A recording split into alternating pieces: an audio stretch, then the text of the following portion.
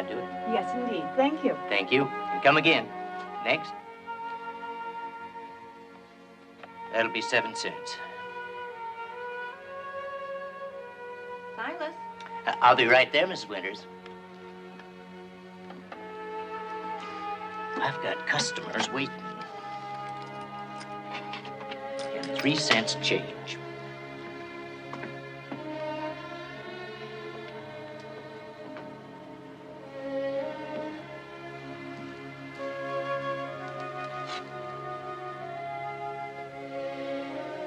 $7.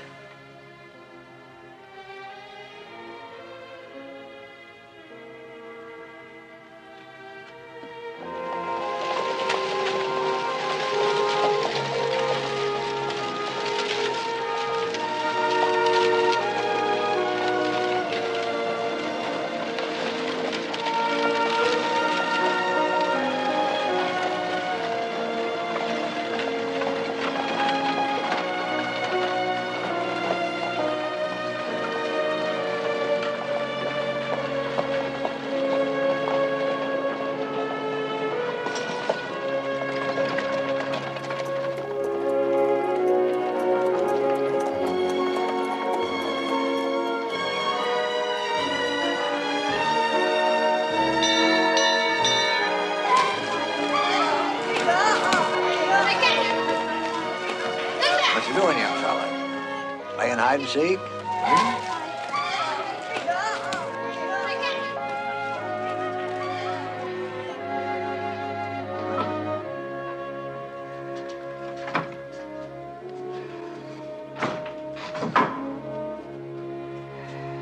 It's good to be home, Alice. I swear, that town gets bigger every week. And the people, everybody running. Don't think half of them know where they're going, and they're sure aiming to get there fast. I saw all the children again today. They was running too. But at least they got sense enough to know they ain't going no place in particular.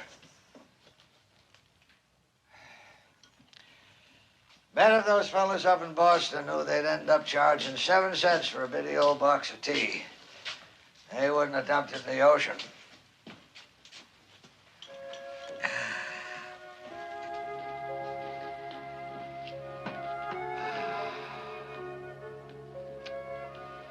I don't think I ever remember that walk into town taking so long. I'll just close my eyes for a while.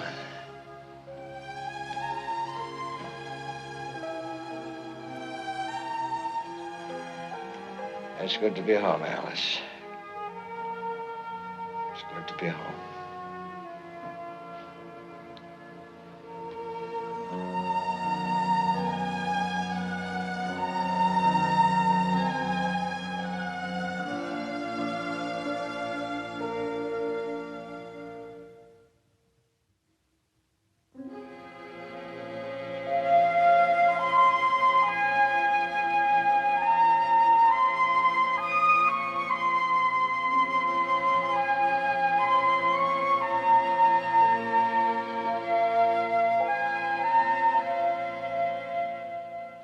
They're very fine boys, aren't they? Tim? Robbie? Hold your heads up. Tim, Robbie, look up at Mr. and Mrs. Holcomb. He's shy, that's all. Could we speak to you alone a moment, please? Certainly. Miss Gaines, take the boys out into the hall, please. Come along, boys. Miss Gaines? Yes? I'd like you to stay if you would. Wait right there. I'll be right out.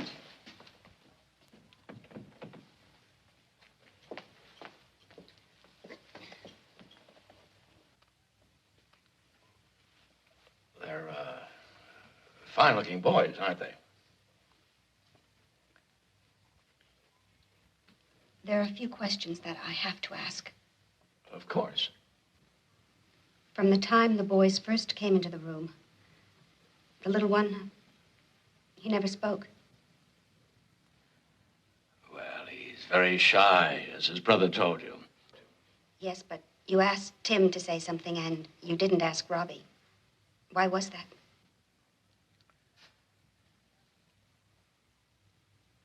Miss Gaines, can the boy speak? Have you ever heard him speak? Well, no, I haven't. But I know he will. How long have the boys been at the orphanage? About 6 months. Have you had the boy examined? Oh, yes, and we found nothing wrong. He'll be all right, Mr. Holcomb, believe me. You see, it's just that they've been through so much. Being deserted by their father and mother, and then coming to a strange place to live. I understand that. But you have to understand our position. Raising 2 boys isn't easy.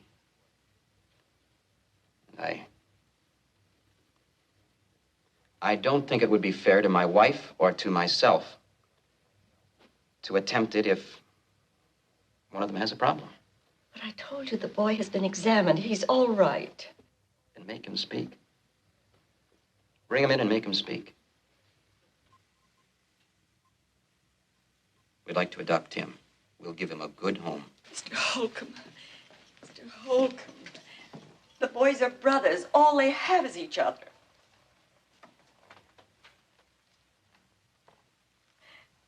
Mr. Dawson, please. I understand how you feel, Miss Gaines, but our job is to find homes for the children. Sometimes it's impossible to keep them together. Mr. Dawson, I beg you. That'll be all, Miss Gaines. Take the boys back to their room. How soon will you be ready for the boy?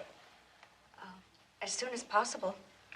Well, there is some paperwork, but if we rush it, we can have everything ready in a week. Well, that'd be fine. I do hope you understand the way my husband and I feel. Of course I do.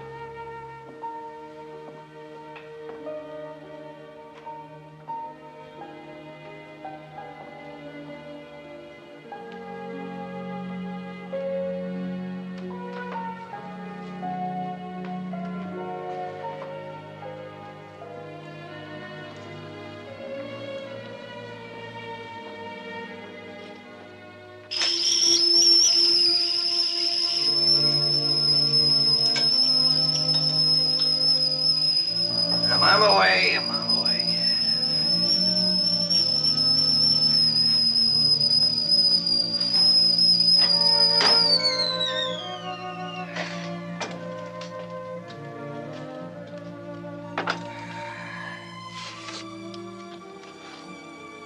$0.07.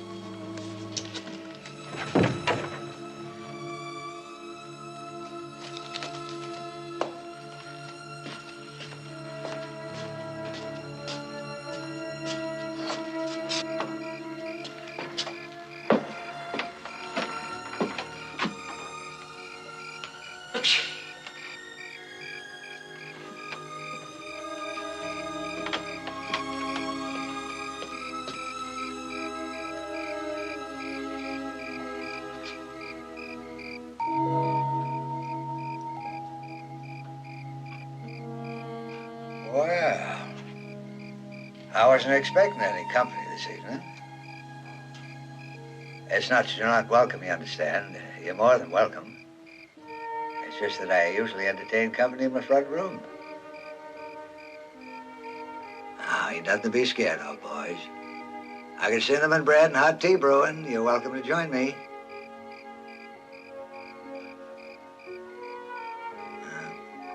Yes, I can't blame you.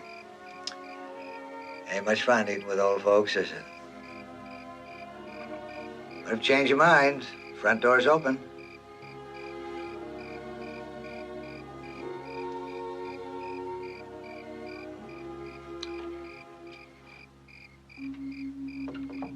My cinnamon bread's pretty good, if I do say so myself.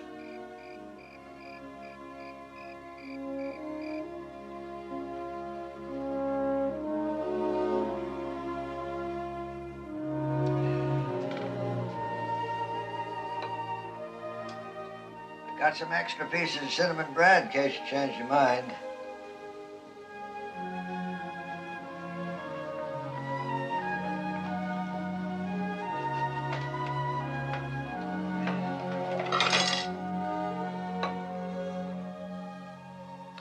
Oh, you kept yours in the pot so it wouldn't get cold. Nothing worse than cold tea, except maybe a cold nose.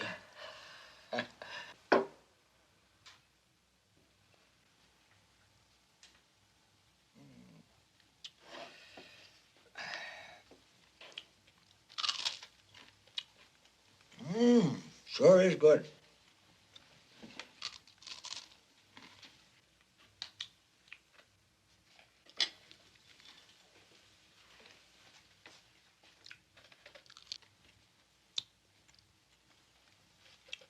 You fellas from around these parts? Nope, just passing through. Oh, I see. Well, where you heading? San Francisco. Is that so? San Francisco. Mighty nice place.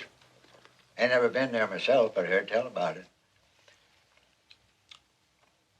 Traveling kind of light, ain't you? We manage. Oh, sure you do. By the way, my name's Jonathan May. What's yours? Tim, What's your name, young fella? he's my brother. Name's Robbie. He don't talk much. Smart fellas usually don't. Oh, you're welcome to spend the night. I've got plenty of room. We don't want to put you out. Oh, no bother at all. It's up to you. I've changed mine. Bed's right in there.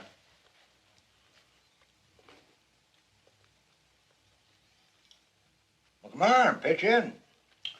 Traveling makes a man hungry.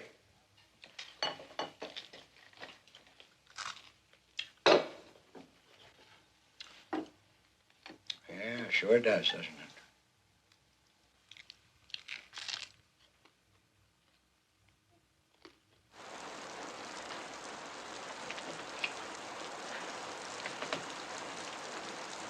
Not a sign of him. I'll have to go into town, report it to the sheriff. I'll get dressed. It'll take me just a minute.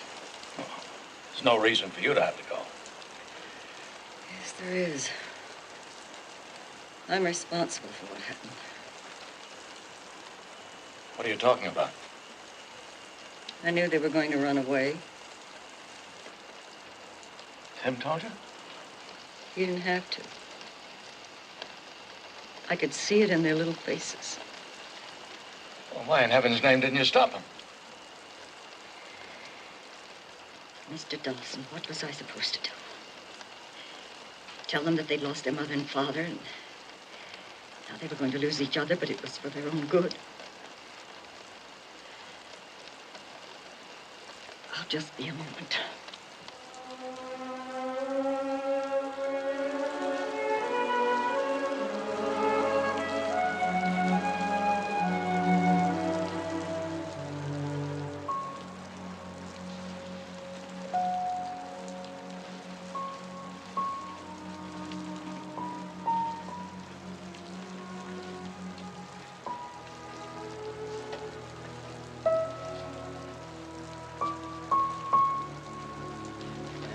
Turn him in. But the folks must be worried sick about him.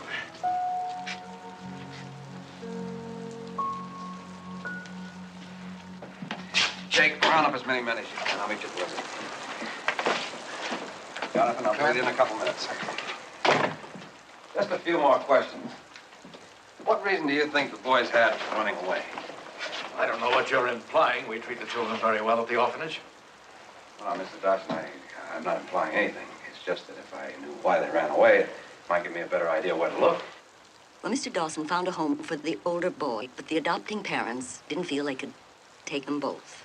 We do our best in these cases. It isn't easy, believe me. The younger boy can't talk. And quite frankly, I don't think we'll ever be able to find a home for him. It wouldn't be fair to hold Tim back. to deny him a chance for a family. Did you ask Tim Ask him what? whether he wanted to leave his brother? We run the orphanage, not the children. All right, if there's no more information, we'll get started.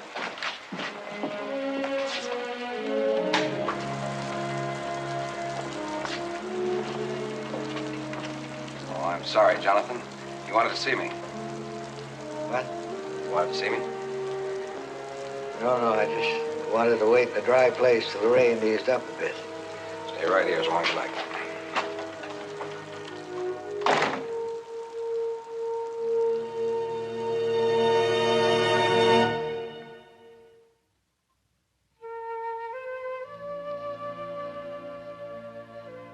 I can't tell you fellas what to do. First of all, I ain't got the idea myself. And secondly, it's your decision to make.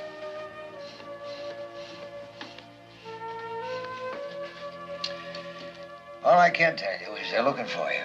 And you start heading for San Francisco now, they're bound to find you. Now, you're welcome to stay here as long as you want. I promise I won't say anything. Why? Why what? Why didn't you tell him where we were? Well, I guess it's because most folks would say I'm senile. What's senile? It's a very interesting question.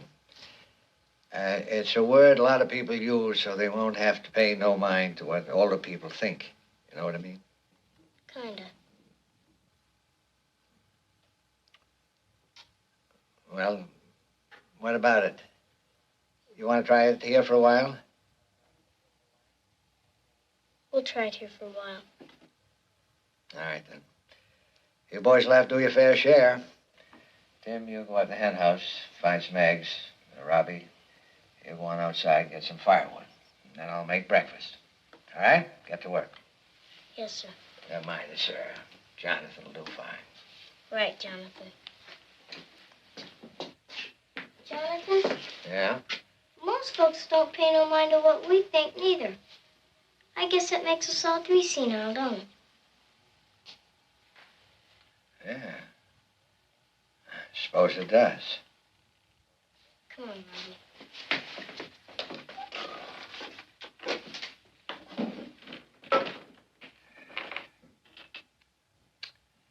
I'm traveling in pretty smart company, Alice.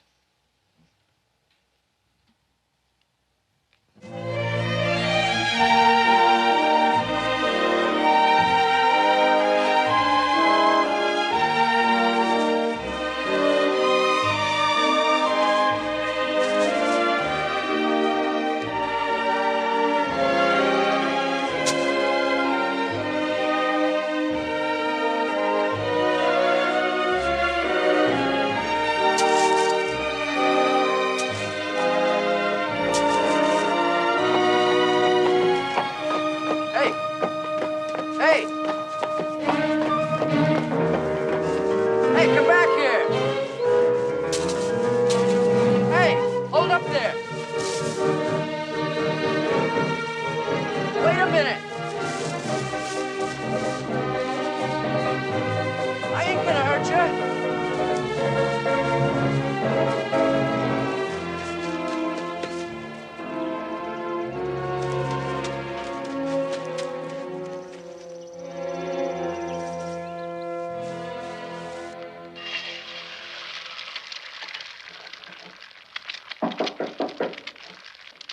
Come in. Well, Griff, how are you? Jonathan, I just saw two boys come running in here. You sure did. Say, how's Ben doing? Ain't seen him in quite a while. Well, he's fine. Listen, those boys fit the descriptions of the one we've been looking for. They ought to. They're the ones. Oh, had your breakfast? Yeah, I did, thank you. Well, when did you find them? Yesterday? Well, I didn't exactly find them. They just dropped in for a little visit. You mean that they were here when we saw you in the sheriff's office last night? That's right. Say, Griff, I got something to show you. You ain't gonna believe this. Would you believe they're getting 7 cents for this bitty old box of tea? Jonathan, why didn't you tell us you knew where the kids were? You know, that's the second time today I've been asked that question. Come on, what's this all about? We've been out all night looking for them boys. I know. And I'm sorry about that. Yeah, well, sorry just ain't good enough anymore. I want some answers. Well, we'll do our best.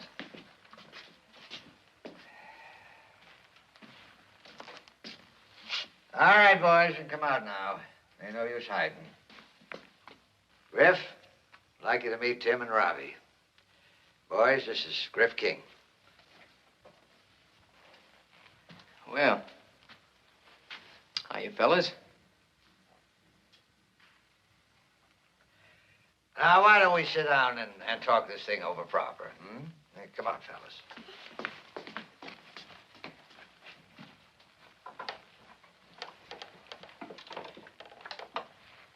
Now, Griff, this ain't gonna be easy, because we ain't got all the answers, but, well, you remember what that man was saying about Tim and Robbie not seeing each other anymore. You don't think that's right, do you? Well, no. There you are, see? I knew it. I knew the way Griff was talking to that man, he was put off by the whole idea. And now, hold on. Now, look, just because we think that Dawson's in the wrong doesn't make what you did right. You can't keep these kids here. Why not? Well, because it ain't right. Well, Griff, you sure are a hard man to figure out. You just got through saying that what that man is doing ain't right, and now here the three of us trying to stop him, and you're telling us we ain't right. Now, one of us got to be right, and one of us got to be wrong. Now, who is it? Jonathan, you just can't boil this thing down to a question of right and wrong. Boil it, stew it, or fry it. I want an answer to my question.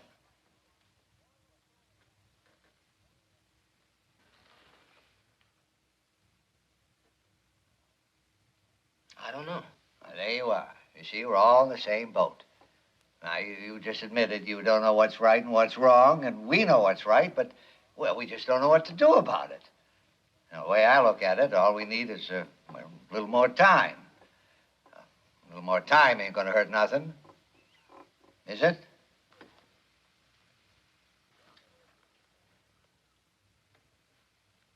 Well, I suppose not. See? I told you Griff was our kind of folks. Now, look, Jonathan, I can't keep this thing a secret forever. You remember that? Oh, I'll remember that. All right. Well, I'll stop by the orphanage and, well, I'll tell them that the posse's still looking. Well, thank you, Griff. Now, this is just for a little while, Jonathan. You remember that? Yeah, I'll remember. Mr. King, me and my brother thank you. We sure are glad you're senile, too. What? Yeah, that's just a little expression we use. Don't pay it no mind. Thank you, Griff. Thank you.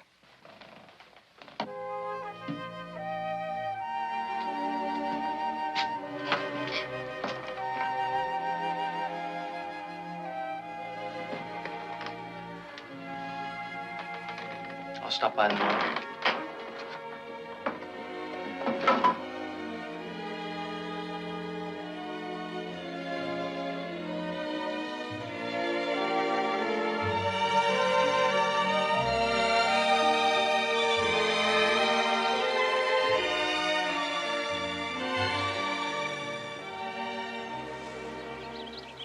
How long before they bite? Oh, that's hard to tell. I wish they'd hurry up. Why? Got someplace to go? No, Ain't no hurry then. I ain't never caught a fish before. Well, maybe he wasn't patient enough. No, I just never been fishing before. Pa didn't think much of fishing. He said it was kid stuff. He was probably right. I guess it don't make sense to a lot of people to spend hours trying to catch some fish they could buy in a store for just a few cents. How come we do it then? Well, there's two reasons. One is that no matter what happens on this earth, a fella can always go out and catch his own supper. Provide for himself and his family. That's a great feeling. What's the other reason? 'Cause it's fun. That's the most important one. It's just great fun. Not yet, not yet. I'll tell you when. Now! Hey, that's the feeling. Keep the line tight. More than enough there for supper. Take it easy now. Careful of the hook now. Don't stick your finger. That's it. There. I told you we'd catch a fish, didn't I? Robbie caught the first fish. What do you think of that fish, Robbie? Come on, Tim. Let's us older fellas see if we can catch some fish. We can, I just know it.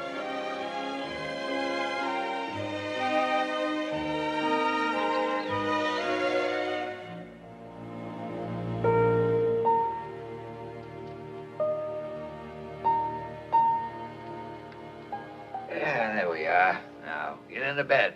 We've had a long day. We have to say our prayers. Oh, yeah, that's a good thing to do. Prayers are kind of private. Well, I'll see you in the morning. Jonathan, thank you. Good night.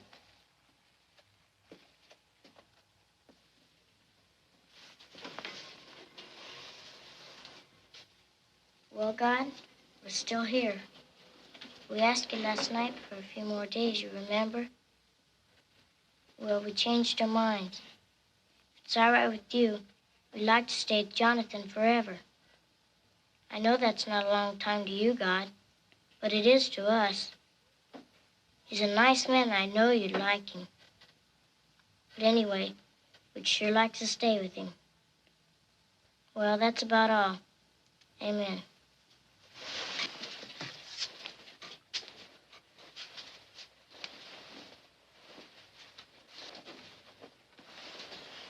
Oh, yeah, God. Bless Ma and Pa. Help them to be happy. Amen. Good night, Robbie.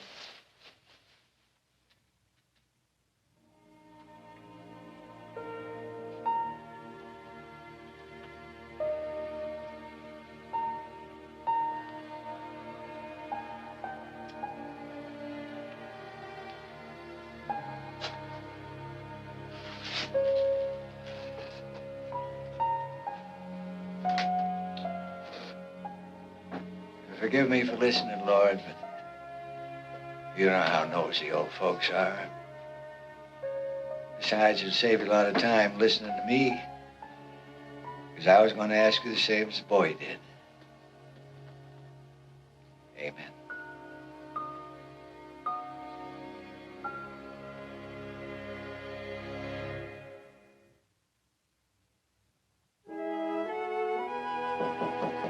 Grant.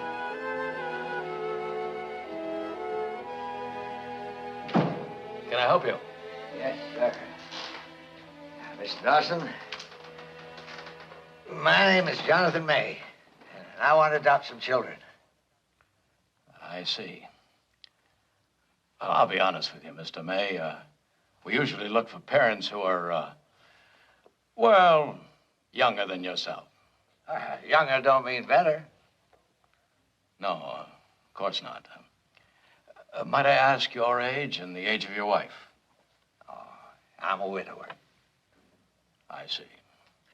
I got a farm not far from here. It's small, but mighty nice place for raising kids.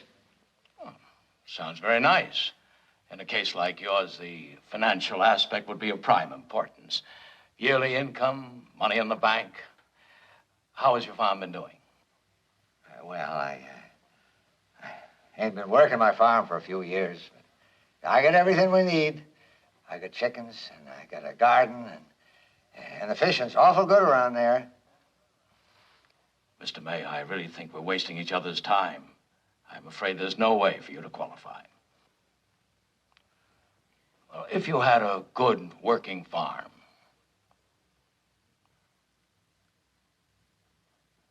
I'm sorry.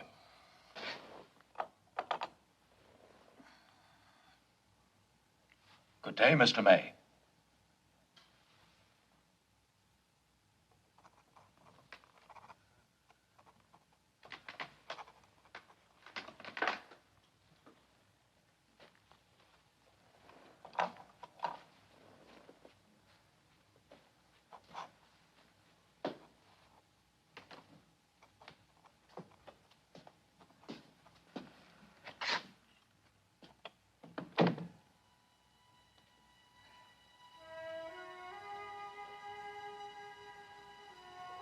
working farm.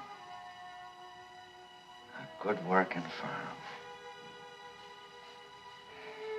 Well, if that's what they want, gone it, that's what they're gonna get. It's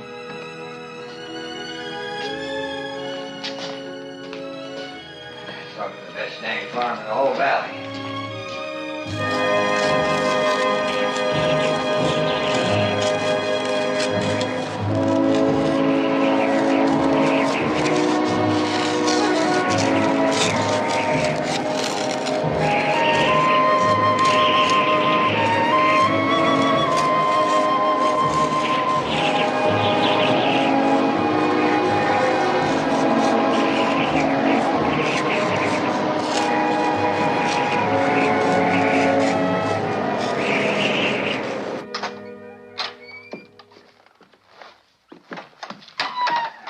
No luck, huh? No. We're gonna get a bite to eat and head out about half an hour. All right with you.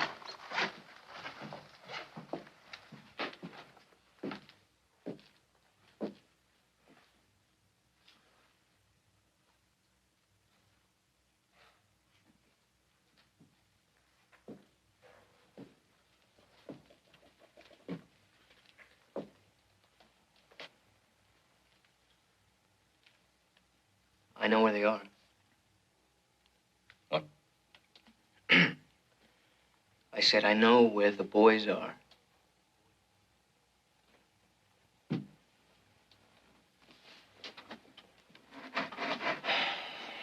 Why didn't you tell me this before? I couldn't. I promised then, and I promised Jonathan. Jonathan May? Yeah. They're over at his house. And the boys are fine. You mean to tell me that you kept a posse combing this countryside night and day, and all the time you knew where those boys were? Why? The old man, he just wanted some time. Time for what? I don't know. He didn't want those little fellas split up. And I don't either. Of course you know you were wrong keeping this to yourself. You know that, don't you?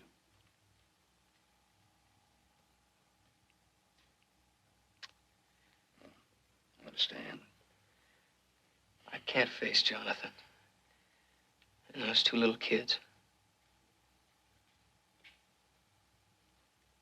Tell you what, we'll ride into town and tell Clem.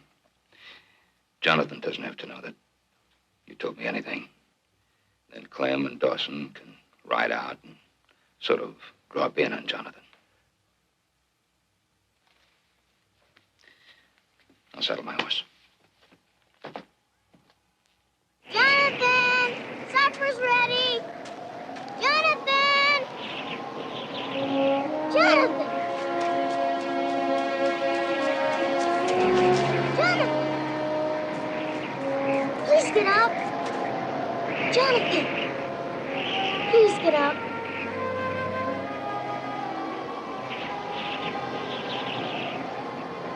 I'll get help.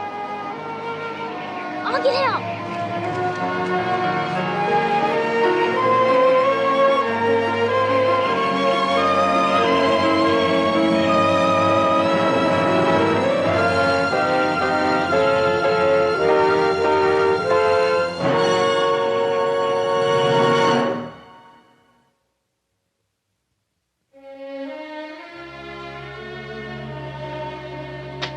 I think he'll be all right. He'll need rest. Lots of it. He's just physically exhausted himself. I told him 5 years ago he could never work the fields again. I don't know what got into him. It was love, I guess. He wants to see you. But don't talk too long. He needs his rest.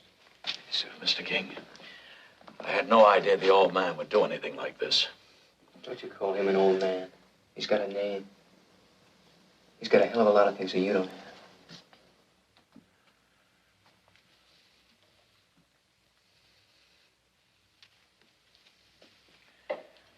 Better get the boy back to the home. Come on, Robbie. It's time to go.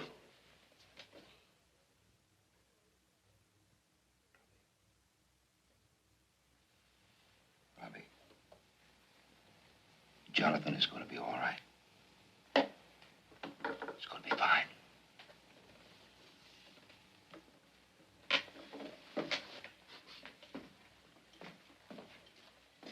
Mr. Dawson, I'd like to talk to you.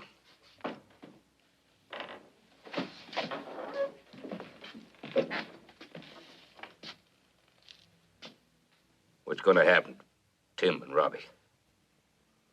Nothing has changed, Mr. Cartwright. Tim will be adopted tomorrow at 10 by the Holcombs, and that'll be the end of it. I don't change decisions because of the ravings of a senile old man and a young ex-convict.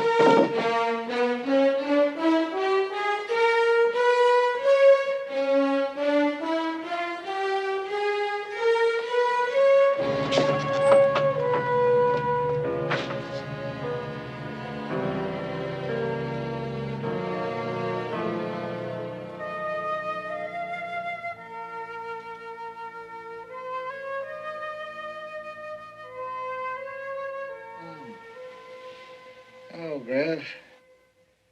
I didn't hear you come in. I don't blame you for taking a little cat nap, Jonathan. You put in a hard day. Hard day, my foot. When I was your age, I could work a mule into the ground. Yeah, I can believe it. How are my boys? Oh, they're fine.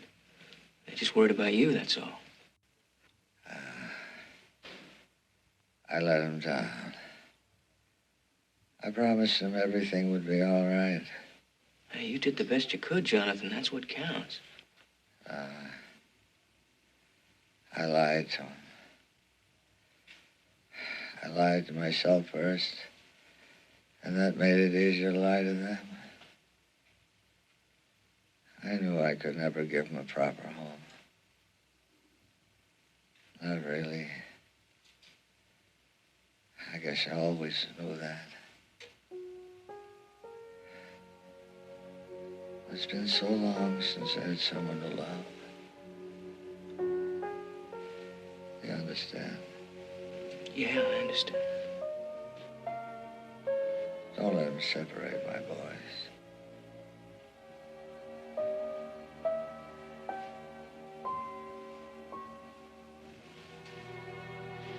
Doc.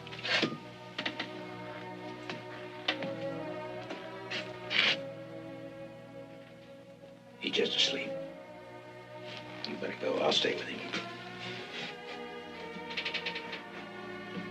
Don't worry, he'll be all right.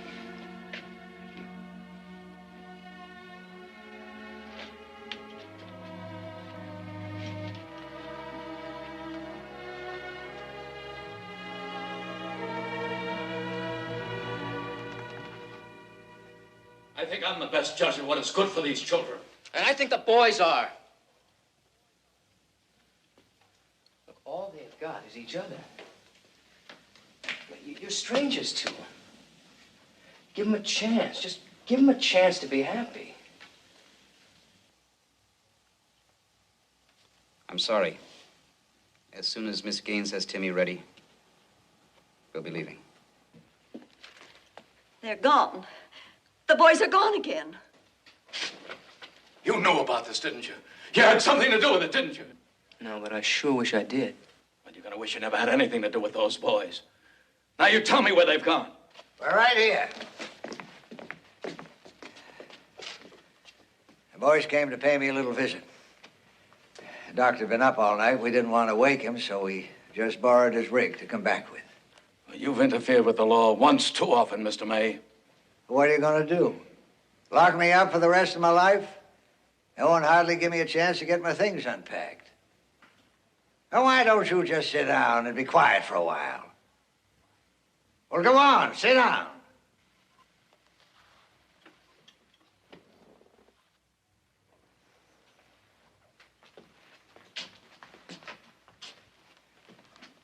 You the Holcombs? Well, I guess you're the folks I want to talk to. I think the boys should wait outside. Why? It's their lives we're talking about, ain't it? Fella's got a right to hear what's going to happen to his own life.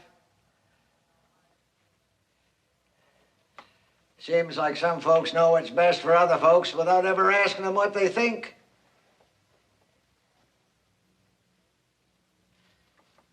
Why don't you want Robbie, Mr. Holcomb?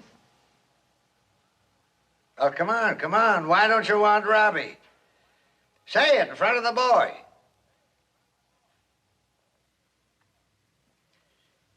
Well, it seems we got two folks in the room now that can't talk. But I think Robbie's got a better reason. Because if he could talk, what would he say? What kind of questions would he ask? Why did my ma and pa leave me? What's going to happen to me now? Why doesn't somebody love me? Ain't much reason to talk, is there?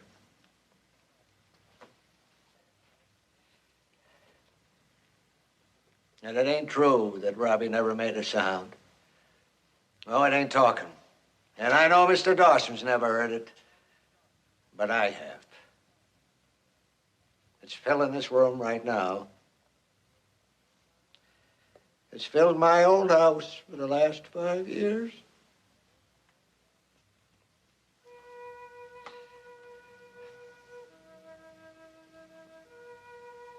It's the sound of sadness. The sound of loneliness. I hope to God you never hear it. But Robbie has. And so is Tim. Don't let that sound go any louder. Give the boys a chance.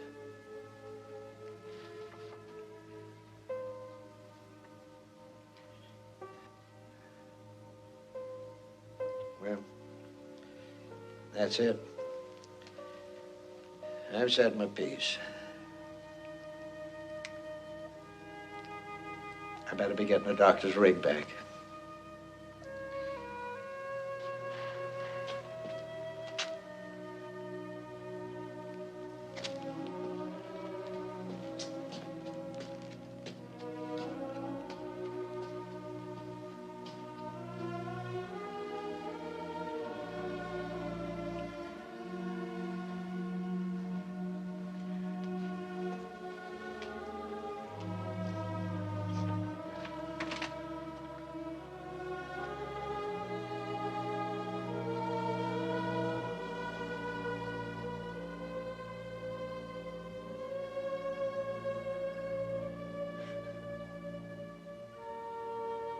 If it's all right with the boys,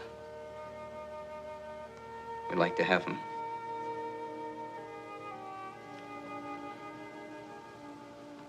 Both.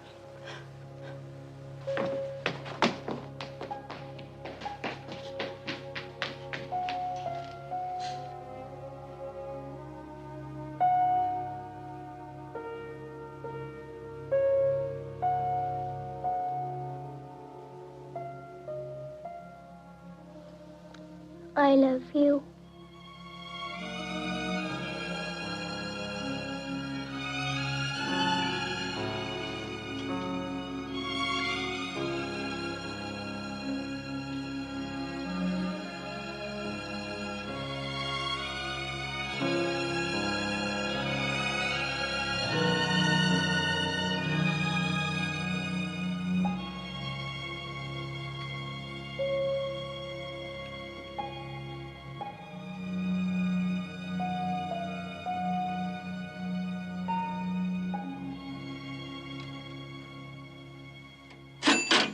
And 25 cents change. Thank you. That'll be 8 cents. Only 7 cents last time. Well, things go up, you know. And 2 cents change.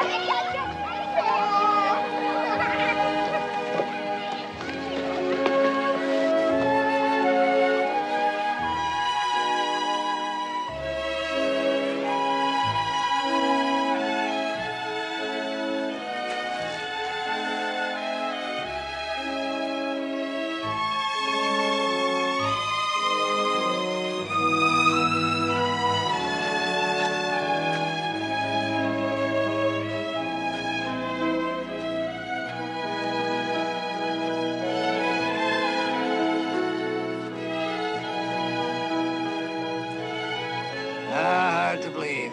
8 cents for a bitty old box of tea.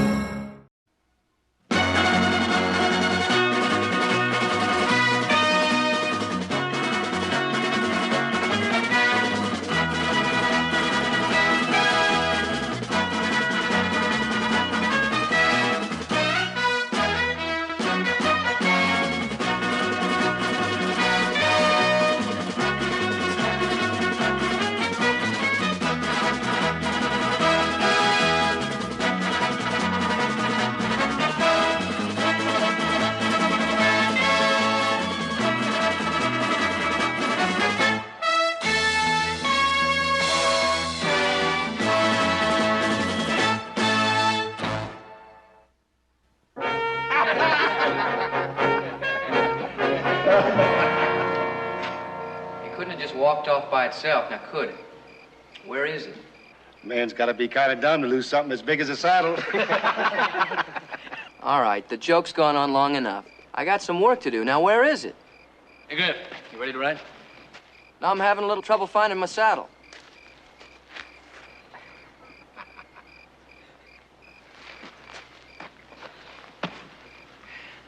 All right. Where's the saddle?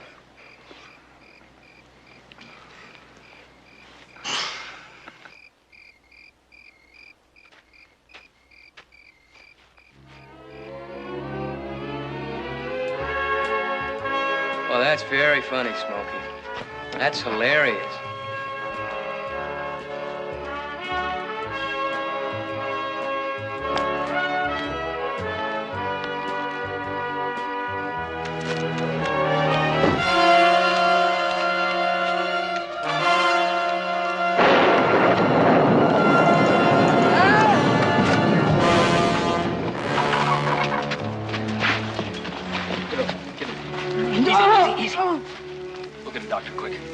Get a blanket, a slicker, get some guys out of the bunkhouse.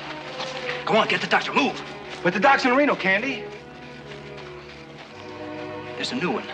Get that new doctor. Go on, move. Yeah.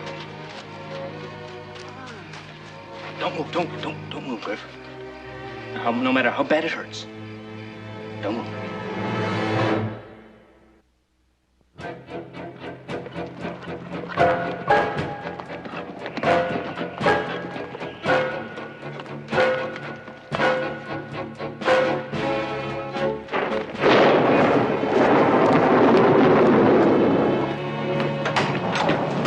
Cartwright. What's happened? Well, he fell and broke his arm, and the bone was sticking out through the skin. It's hurting pretty bad, Doc.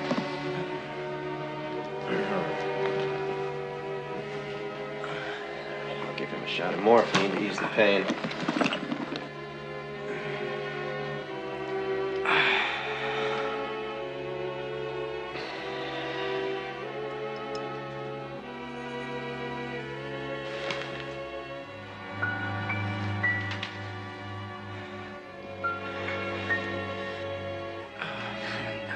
It'll be all right.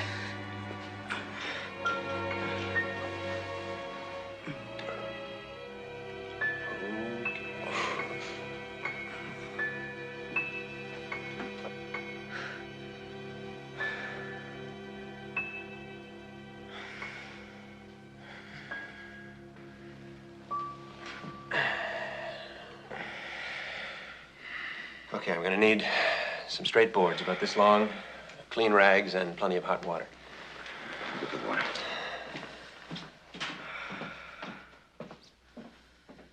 Okay. All right, now to set that arm. Yeah, hold on.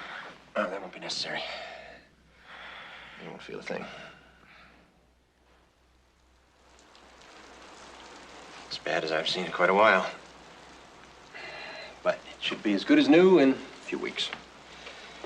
Here are some laudanum pills in case the pain gets to be too much for him or in case he has trouble sleeping. And if the pain gets very severe, I can come out and give him another shot.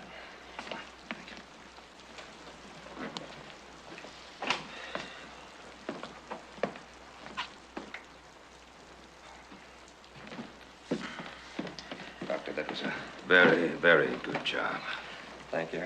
I must say I've had a great deal of experience with this sort of injury. I was a surgeon in an army hospital during the war. Oh, before you go, would you like a drink? No, thank you. I don't drink. But I'll tell you, I would love a cup of coffee if you have one. All right, we'll see what we can do about it. See, Candy's falling asleep.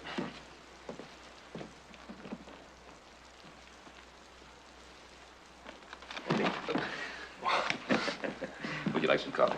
No, thanks. Where's Joe?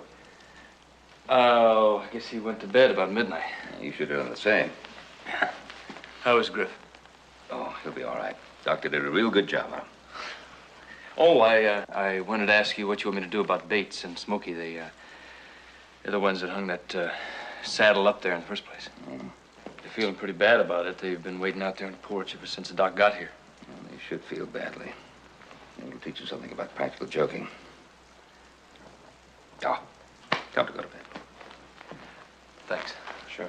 Doctor, let's see what Hop Singh left in the coffee pot.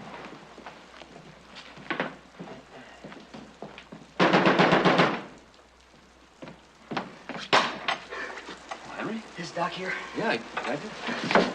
Doc, you gotta come quick. My brother's been hurt. Pa's taking him to town in a wagon. What's the matter with him? Well, there's a stampede and he was trampled. Would you hurry? I'll go tell Pa you're coming.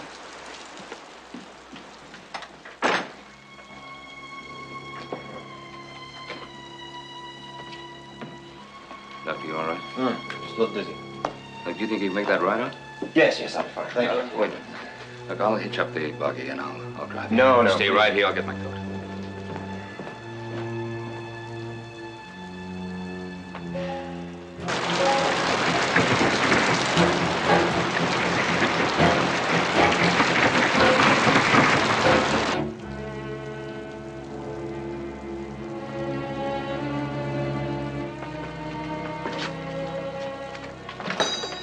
What took you so long? Where is she? He's in there with the nurse. What's she doing here this late at night? I went and got her. Miles? Yes? Let's let the doctor in there by himself. You might make him nervous. Doctor, I'm glad you got here in time. I did my best, but I can't stop the bleeding. Good. I'll be back in a minute. Doctor?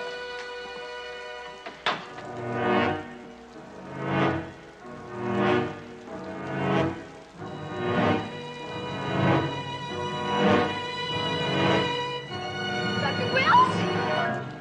I wish Doc Martin was here, Ben. Take my word for it, Miles. Dr. Wills knows what he's doing.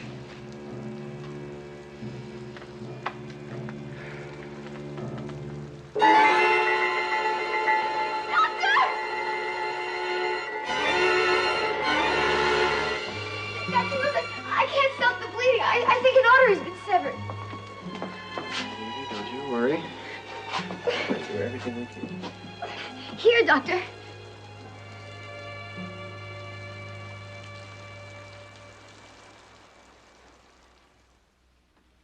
Wonder what's taking so long in there. Looks like that storm was moved south. You know, Dave was riding herd when lightning struck that big fir tree down by the creek. Then there was this clap of thunder, strong enough to knock you right out of the saddle.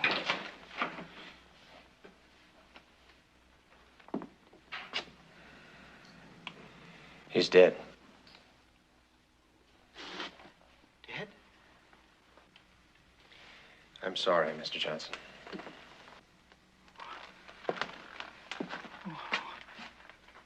What do you mean, dead? He can't be dead! Miles? I know Oh, he's broken up and bleeding some, but he wouldn't hurt bad enough to die. You're not a doctor, Henry. Well, I've seen men hurt, and so have you. You know when a man's hurt bad enough to die.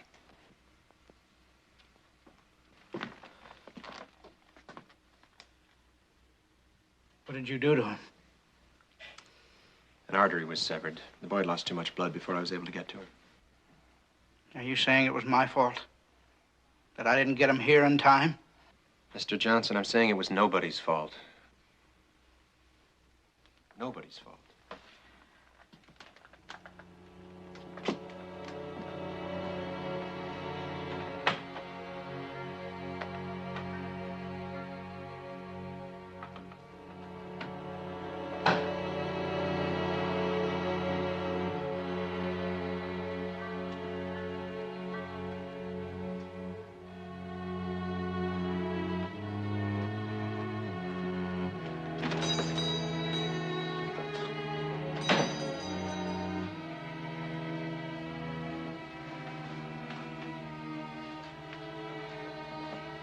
Miles, why don't you go on home?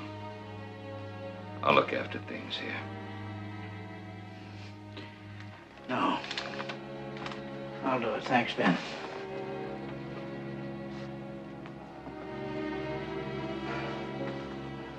He wasn't hurt that bad, Ben. Come on, son.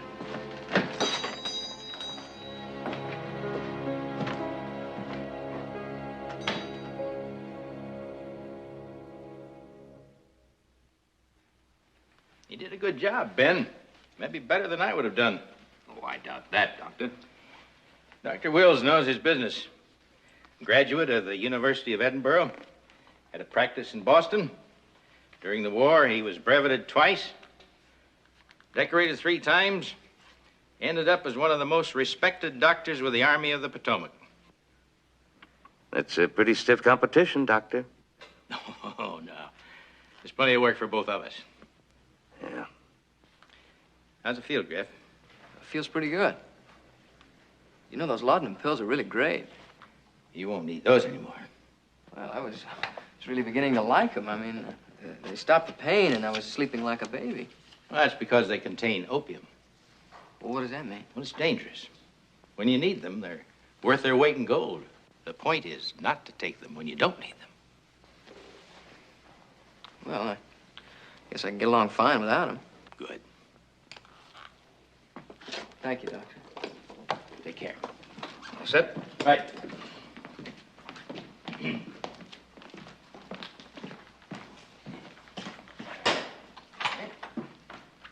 Dr. Wills told me about Griff's arm. Asked me to come out to make sure he hadn't done something wrong. Sure glad you did. I guess he didn't want me to think he was trying to steal my practice. I don't think that's likely to happen, Doctor. Miles? Ben? Can I talk to you a minute, Doc? Why, of course, Miles. I was sorry to hear about Dave. That's why I came to talk to you. Oh? I want to send that new doctor to jail. Well, you better talk to the sheriff about that. I already talked to the sheriff. There's nothing he can do. It's up to you. The doctor can only do his best, and then he... Do his best. He didn't do nothing. He didn't even try. Now, you don't know that, Henry. You weren't even in the room. Well, Evie Parker was, and she told me. Henry, Evie Parker is a trained nurse. I don't think she would have told you something like that. Well, Evie Parker and me have been going together for about 6 months, and she just didn't tell me. I had to pry it out of her word for word. And she said this. She said, Doc Wills, just let him lay there and bleed to death. Well, maybe there was nothing he could do. Well, talk to Evie. Ask her. She'll tell you. I can't do that, Henry. Evie is just a nurse. She's not qualified to judge a doctor's work. Well, if you don't do something, I'm going to. I'll talk to Evie, Henry. I'm sorry, Mr. Cartwright. But I can't discuss that with you. You discussed it with Henry. That was a mistake. But, you see, Henry and I are very close, and we've never had any secrets from one another. But what I told Henry was something I sensed. There was nothing definite about it. It was definite enough for Henry and Miles to go to the sheriff to see if he'd arrest Dr. Wills, even ask Doc Martin to testify against him. Oh, no. Mr. Cartwright, I have great respect for this man. He's probably one of the most brilliant doctors I've ever worked for. That isn't what you told Henry. That night, he seemed different. He seemed to be detached. There was no sense of urgency. And Dr. Wills just... I didn't tell Henry that Dr. Wills didn't try, but I guess that's the only way to say it. He seemed to be somewhere else, and the time didn't matter.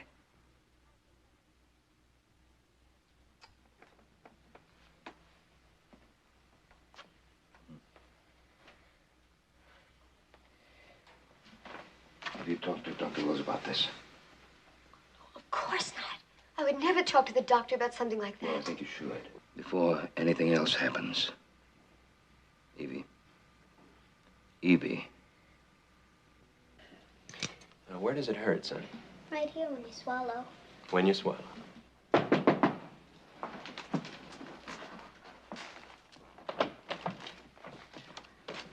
Oh, I'm sorry, Doctor. I didn't know that you were busy. Oh, no. We're just finishing up, Ben. Please come in. You haven't met my wife, Nancy. This is Ben Cartwright. Hello. Hello, Mrs. Wills. And this is our son, Chris. Mr. Cartwright. Chris? Evie, if we're not interrupting, I was wondering if we could have a moment or two. Certainly. Chris, you go upstairs and your mother will tuck you into bed.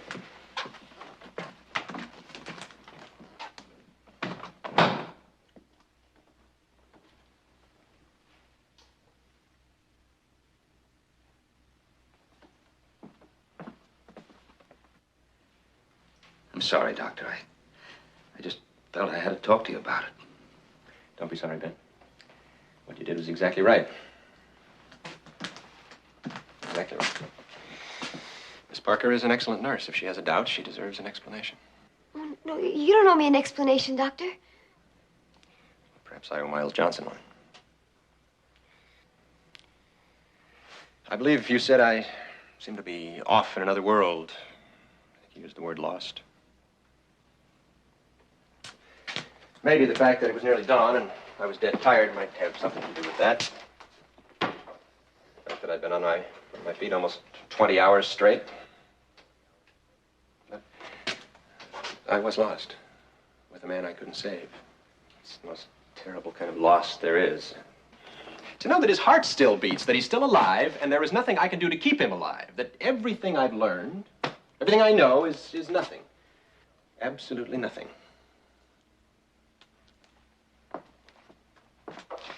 Perhaps I was too tired to conceal that emotion, and that's what you saw. I'm sorry, Doctor.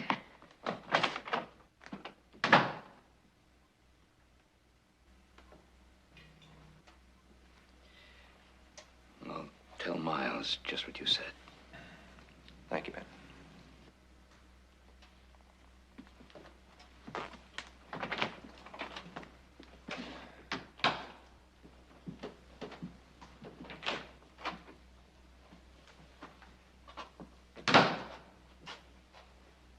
Don't worry, it's all right. It always is until we start packing. I thought we had an agreement. You do not interfere in my professional life. Jim, why didn't you just tell him the truth? I did. That's exactly what I did. You tell her so much that you're beginning to believe the lie yourself.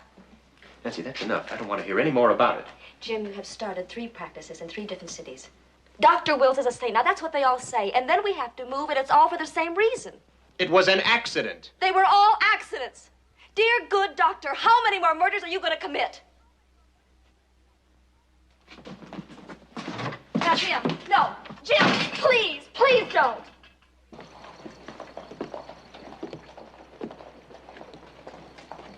Miles.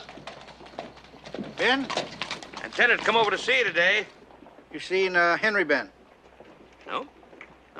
Joe, have you seen Henry? No, not today. Why? Well, he got into a jug of liquor I had stashed out at the place. That was early this afternoon. I haven't seen him since. Well, you don't think he'd do anything foolish, do you? He just might, if he's mad enough. Could be drunk enough by now. Joe, why don't you look around, see if you can find him. I'll do the same, and... Right? You gotta go see the sheriff and tell him. Well, I was on my way there when I saw you. Well, I'll have a look around, and I'll drop over to Doc Will's house and tell him to stay inside, just in case. All right.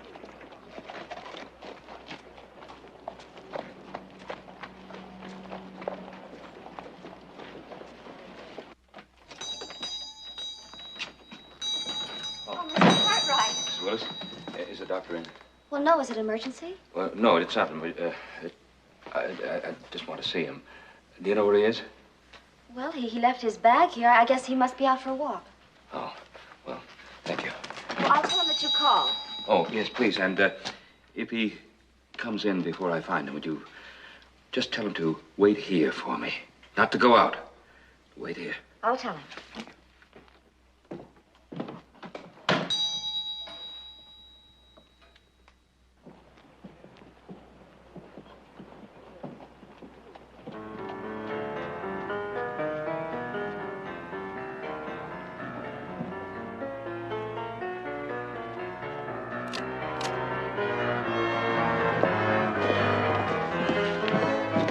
Dr. Wills.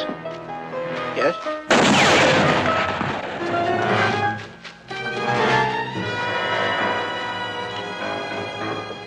What's happening, Ben? So I took some pot shots at the doctor. Must be Henry. Smitty, take Dr. Wills to the jail. Keep him there till we get to Henry Johnson. And make sure he stays there, understand? Right. He won't poke his nose out the door. Come on, Doc. Joe, get the other side of the street.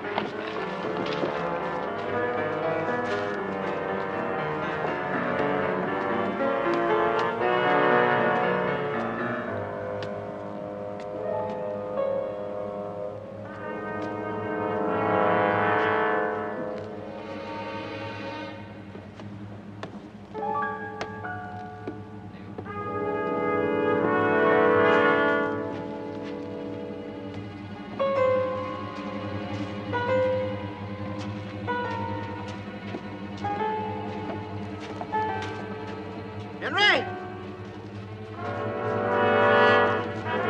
Henry! You answer me, Henry!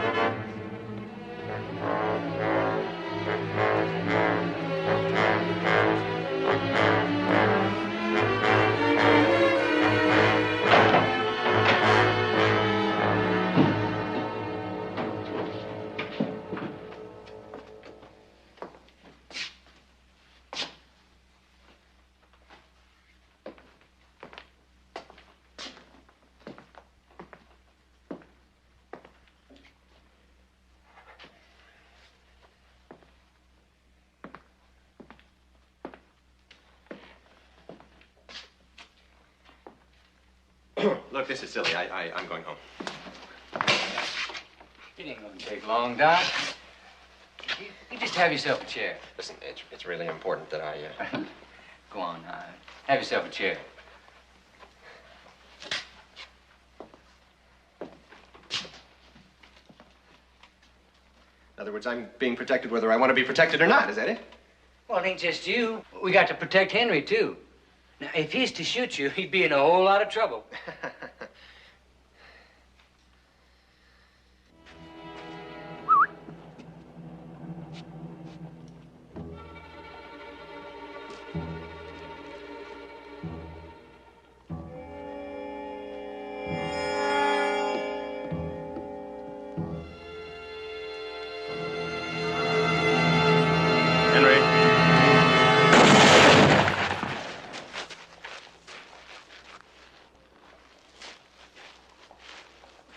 All right, come on, get up.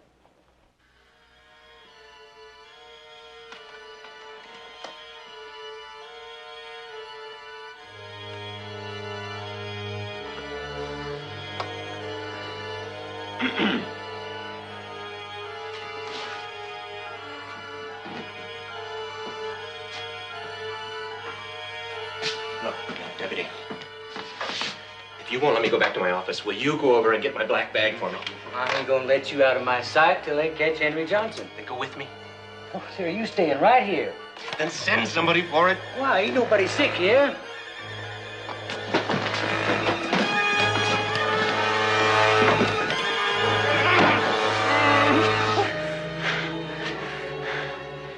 try that again, I'm gonna lock you up in one of them cells.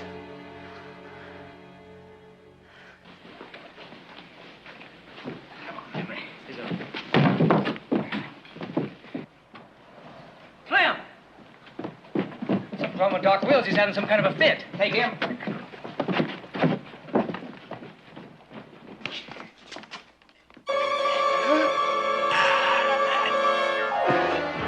Get Doc Martin.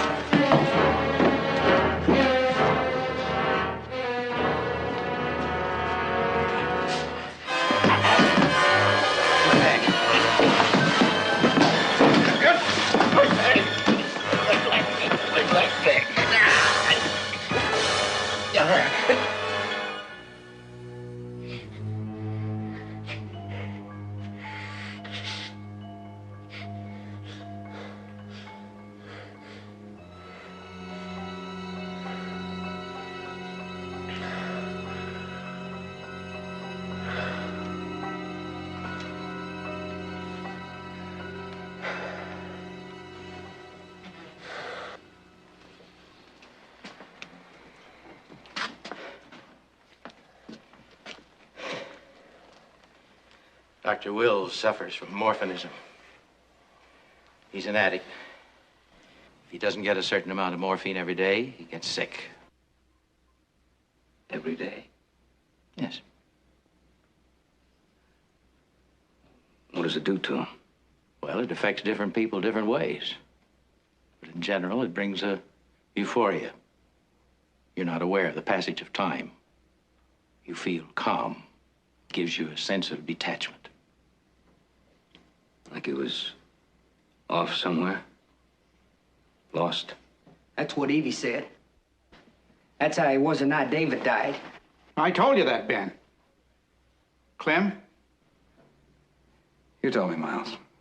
All right, then I want him arrested for murder. As soon as we can get him on his feet, we'll lock him up.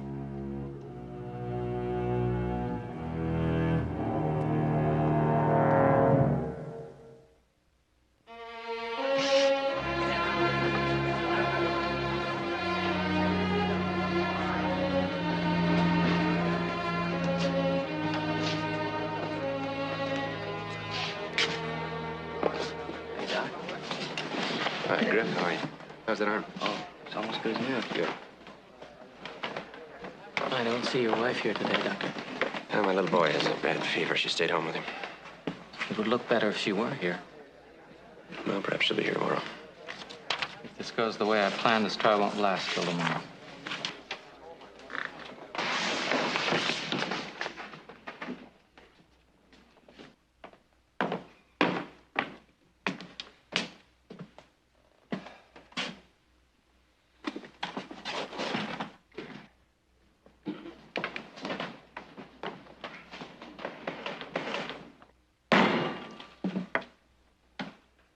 All right, Dan, let's get started. Your Honor, the prosecution contends that on the night of February 23rd, Dr. James Wills was responsible for the death of David Johnson. That the doctor, while under the influence of an opiate, neglected to perform his proper duties, which was the direct cause of the death of the Johnson boy.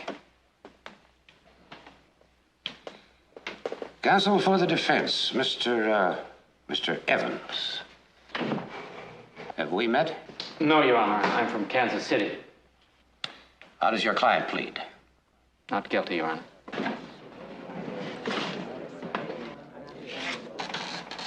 All right, Dan, let's hear your case. You're Dr. Will's nurse. Yes, sir. And you were present when Dave Johnson was brought in, weren't you? I was. What was Dave's condition when they brought him in? Objection, Your Honor. Miss Parker is not a doctor, and therefore not qualified to judge the condition of a patient. I'm afraid he's right, Dan. Was Dave Johnson still conscious? Just barely. Was he bleeding? Yes. How badly? Objection. Same ground. Sustained. Well, since we can't discuss the condition of the patient, let's see what we can find out about the physical and mental state of the doctor. Objection, Your Honor. Sustained. Now, look here, Harvey. Evie's the only person who knows what happened in that room. You gotta give her a chance to testify. Dan, you know as much about the rules of evidence as I do. And I have to be especially strict in this case. Even if she gave Dr. Wills a thorough physical and mental examination at the time, she's not a doctor, and therefore not qualified to express a medical opinion. I told you all this before the trial started. Now get on with it.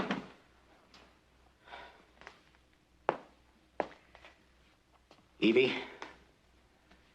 without stating a medical opinion of the patient, and without giving us your judgment of the physical and mental state of the doctor, would you please tell us what happened in Dr. Will's office the night of February 23rd? Dave Johnson died. I don't think it was necessary. Objection, Your Honor! I object! So do I, Mr. Evans. Miss Parker, the court is not interested in what you think. Dan, I suggest you call your next witness.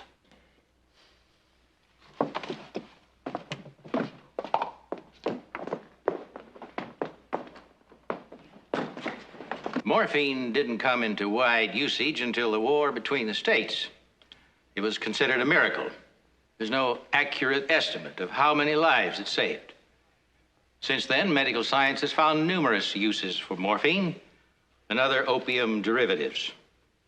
It's used to treat nervous conditions, bronchitis, common cold, sleeplessness. Some forms of it are put into babies' pacifiers.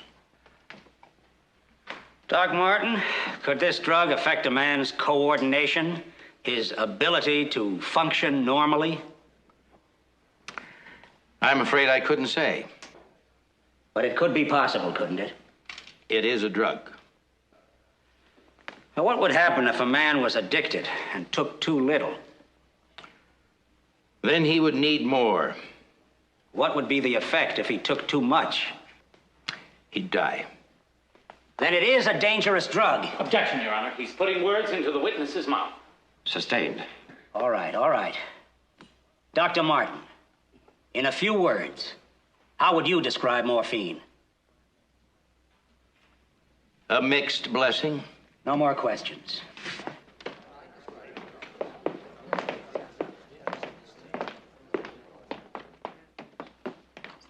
Prosecution rests. Mr. Evans?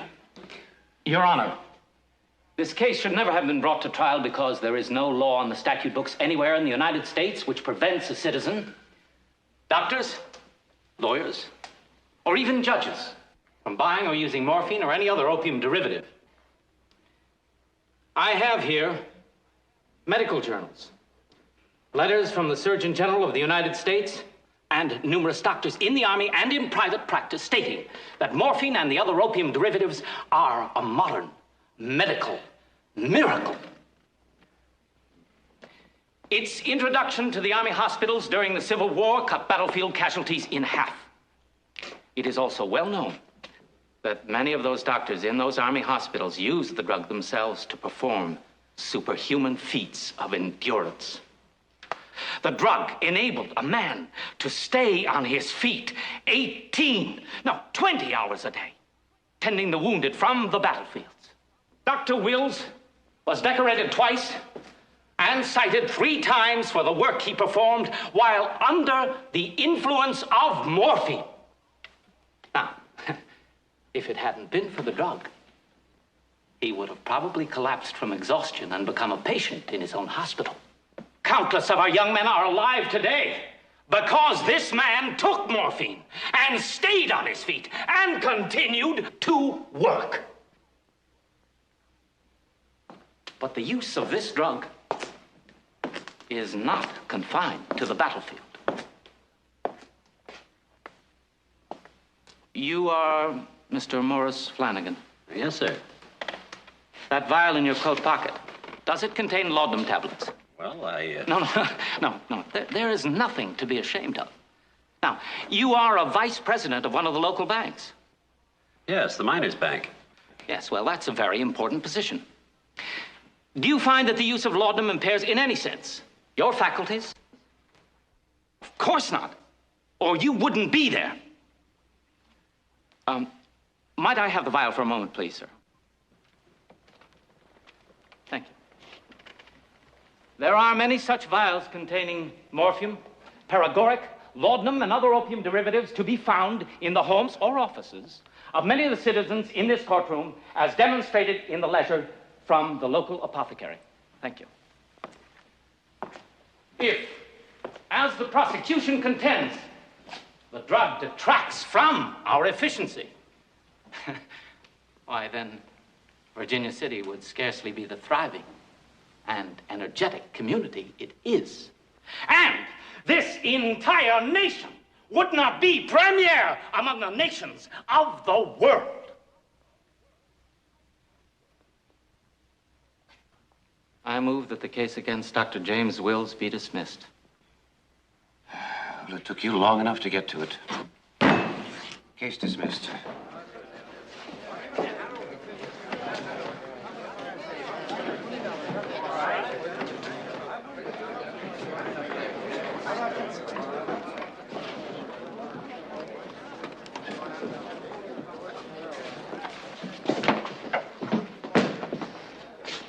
Pretty quick trial. Yeah. Something's wrong, Joe. Something's wrong. One thing, this town isn't going to let him make another mistake again. It's like giving him a license to kill. No. The matter's closed now, Henry. We've been to the law, and the law says he's innocent. The matter's closed. Maybe for you it is. Just listen to me. I've already lost one son. Let that be enough. Now let's go home.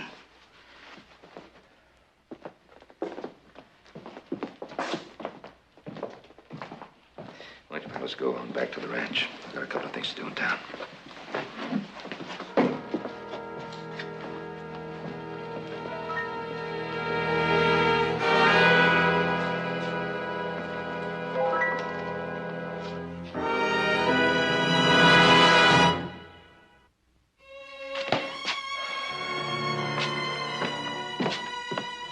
Ben, please come in. Thank you. I'm glad you came. I've been wanting to tell you how sorry I am that you had to be involved in my little problem. Well, it's more than that, Doctor. Not just your little problem. Well, there's no point in making a mountain out of a molehill, Ben. You heard the court. There's no law against what I did. No, it's true, but then again, there's no law against causing heartbreak or emotional anguish either. That doesn't excuse it or make it right. Benny, I did everything I could to save that boy's life. What did you do, Doctor? Specifically, what did you do? A young man, severed artery, bleeding to death. Now, what do you do to save his life? There are any number of things you can do. What? Well, you stop the bleeding. How? You can clamp the artery or sew it up or even amputate the leg and tie off the artery. Which of those did you do? Well, I don't remember. Shall I refresh your memory? You walked into that room, you saw Dave Johnson, and walked out again. Now, what did you do while you were out of the room? Would you like me to guess? There's nothing wrong with what I did. You took morphine. That's not a crime. No. But the young man died. You are not qualified to judge my work, Mr. Cartwright. You're not a doctor. I am. You probably were at one time. And maybe you will be again. But not now. What about all the lives I've saved? Don't they count for anything? I don't know, Doctor. You might ask Miles Johnson that question.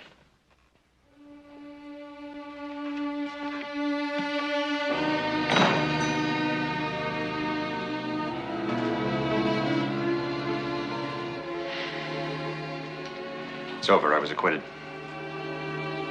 Told you everything would be all right. Chris is worse. There's something wrong with him, really wrong. I'll be up in a moment. Now, Jim, right now.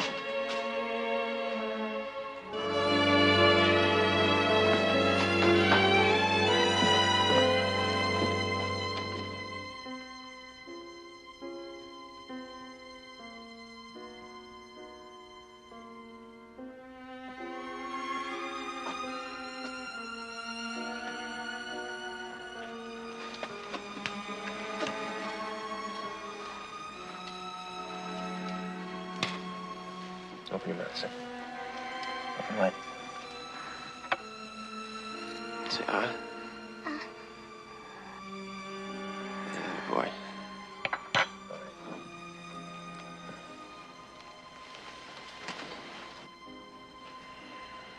There's an abscess in his throat.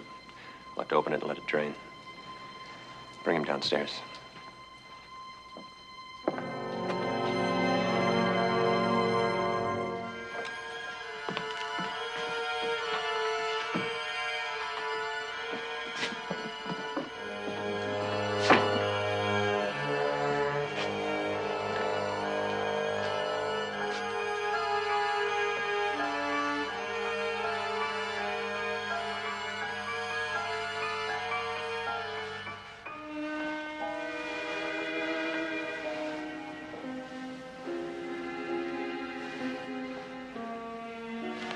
Chrissy, wait here.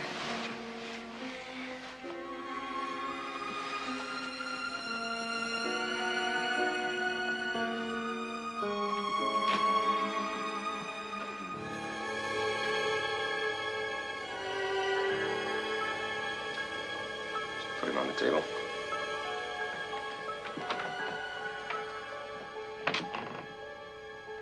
You're not going to touch him. Nancy. No. Nancy, if something isn't done, the boy might choke to death. All right, then I'll take him to another doctor. But I am not going to take the chance of his being one of your accidents. Nancy, look at me. Look at me. There is nothing wrong with me. I don't trust you. He's my son, and I'll take care of him. Jim, I'll kill you before you touch him. Nancy. I mean it. I mean it.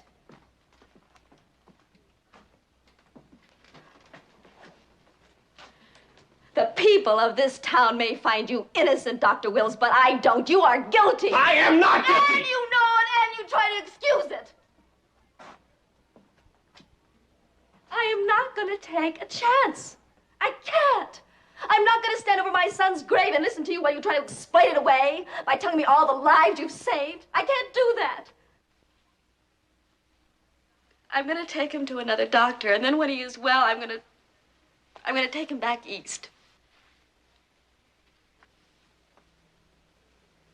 I don't want to see you again. I don't want to talk to you again. I don't even want to hear your name again, ever.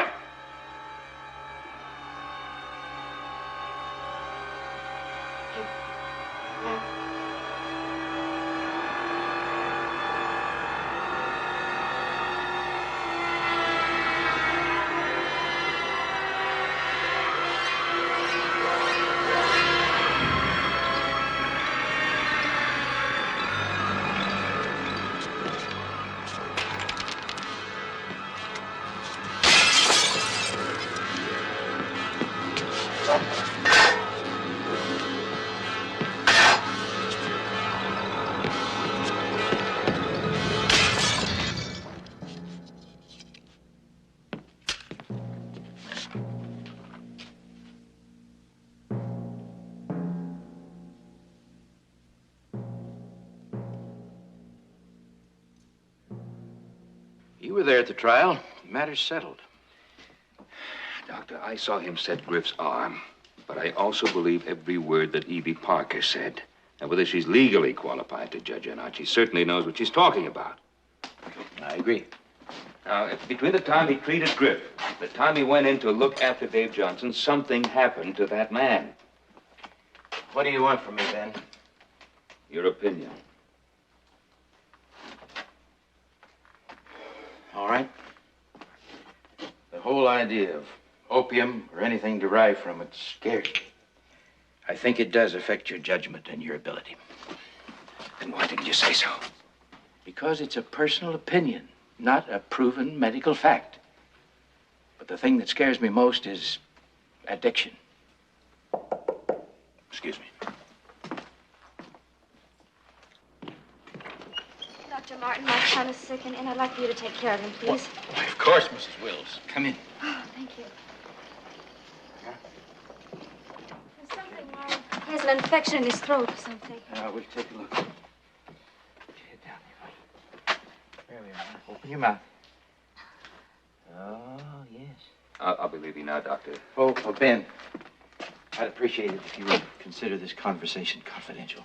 Between friends. Of course. Thank you. Now, let's take another look.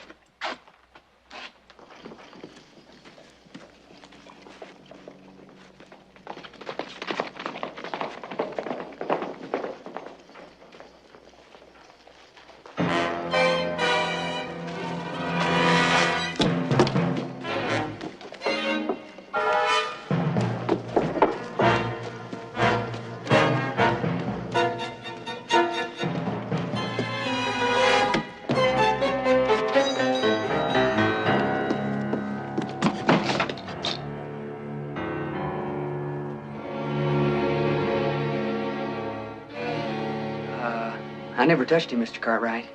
He's like this when I come in here.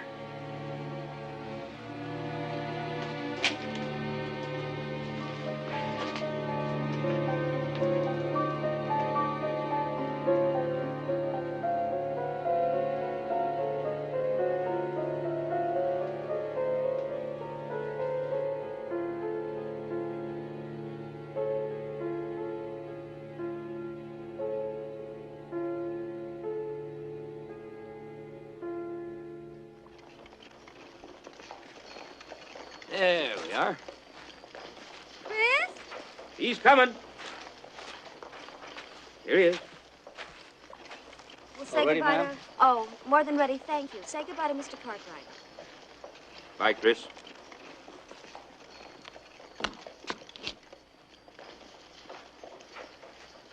I want to thank you, Mr. Cartwright, for all the help you've given Chris and me. Well, it wasn't too much. I wish it could have been more. I wish you had known him before, Mr. Cartwright. He was a good doctor. He was a good husband. All aboard. He was a rare sort of man. I'm sure. Will you, have a good, safe journey? Bye.